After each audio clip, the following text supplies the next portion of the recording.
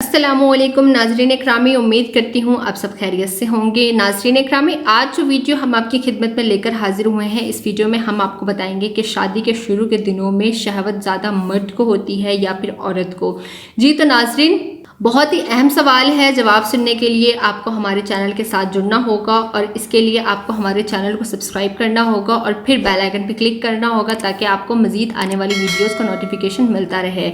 जी तो नाज़रीन इकरामी, अगर आपने बेल आइकन पर क्लिक कर लिया है तो अब बढ़ते हैं अपनी वीडियो की जानिब। नाज़रीन इकरामी, जब एक लड़का और एक लड़की की नई नई शादी होती है तो शहवत मर्द में औरत की निस्बत ज़्यादा होती है। मर्द बार बार अपनी शहवत को पूरा करना चाहता है।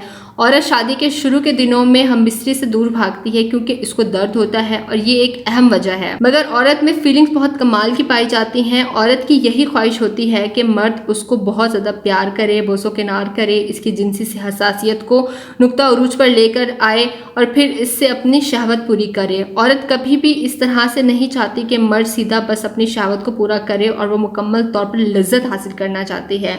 तभी दोनों की ज़िंदगी बहुत ज़्यादा खुशहाल होती है। नाज़रीन इकरामी, ये थी हमारी आज की वीडियो। उम्मीद करती हूँ वीडियो आपको बहुत ज़्यादा अच्छी लगी होगी। कोई बात जो पूछना चाहते हैं आप कमेंट्स के ज़रिए पूछ सकते हैं। ख्याल रखिएगा अपना, आपसे मुलाकात होती है फिर नेक्स्ट वीडियो में। अल्लाह हाफिज़।